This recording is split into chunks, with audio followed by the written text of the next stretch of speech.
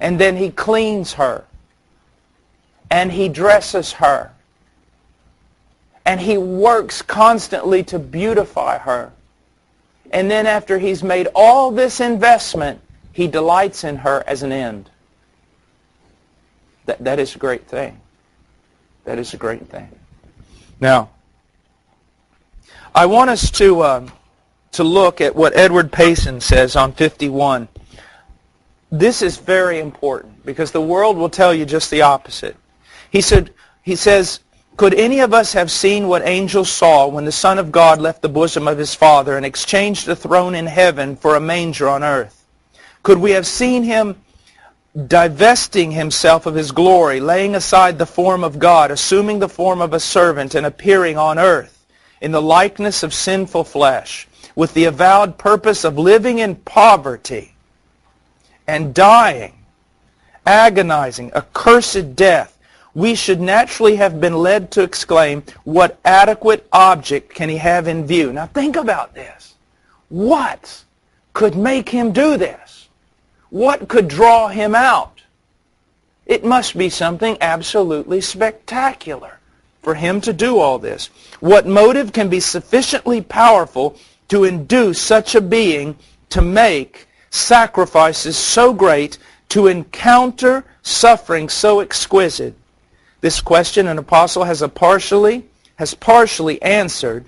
He has informed us that Jesus Christ endured the cross and despised the shame for the sake of the joy set before Him.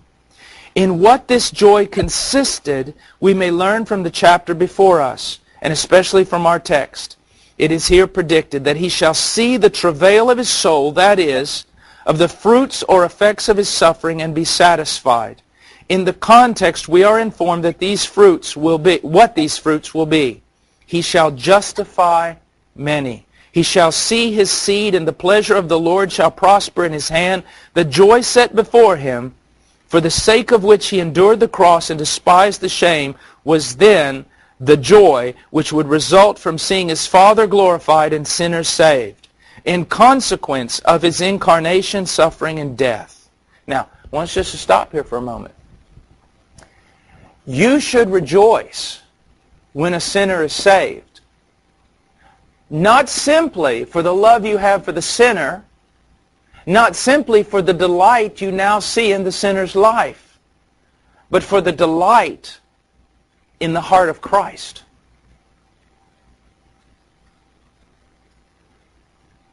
Because it brings delight to Him. This our text declares, He shall see, and the sight will satisfy him while contemplating it.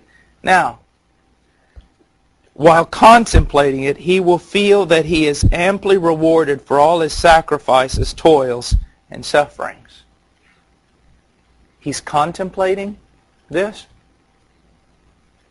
I mean, the mere fact that the church would even be an afterthought is more than what we can even think. I mean, that He would even think. I mean, I think of maybe some of the most famous people in the world. You know, that, for example, the President of the United States, he doesn't even know my name. I'm not even an afterthought.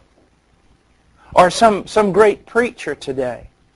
Well, he doesn't even know my name. I mean, even if, you know, I see a lot of, they seem to be young men excited about being able to drop, you know, John Piper's name. I know John Piper. I know R.C. Sproul, or, you know, John MacArthur and I. We're like this. You know, they would love to be able to. I was with a young guy here recently who kept referring to John Piper as well. You know, John and I were talking, and being able to drop that name, you know.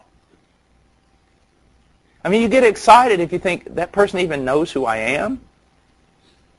But now Christ, Payson is saying, is contemplating His church. He's thinking about her. He's delighting in seeing her, delighting in blessing her. That is amazing. That I would even enter into His mind is amazing. But to think that He actually thinks and contemplates us. He will feel he is amply rewarded for all his sacrifices, toils, and sufferings. He's not like the king of Tyre, remember?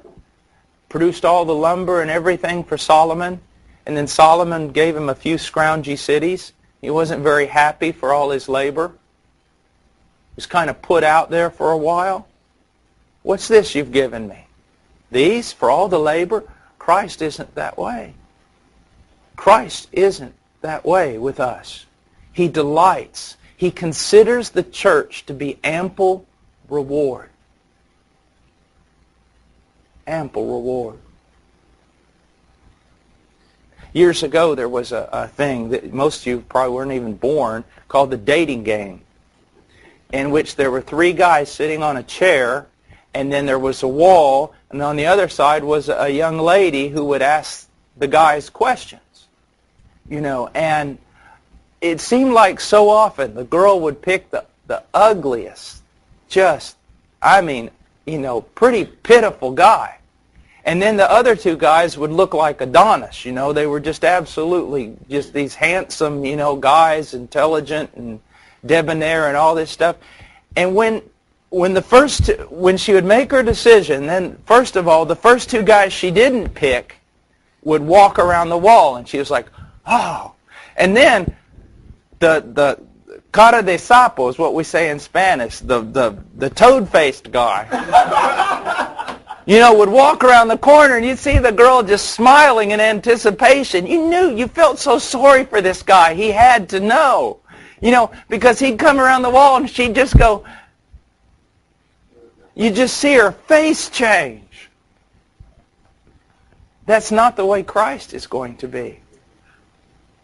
For the first time in your life, someone's going to see you for the first time and not be disappointed. You ought to be very happy about that. And it is going to take some serious transformation for that to go on, I can assure you. But you ought to be full of joy. There are so many places you would not be well received. So many places you can't go. But for the King of Glory to point past the great ones of this earth and look at you and point and say, this one was born in Zion. Let him come forth. Now that is what you want to be waiting for.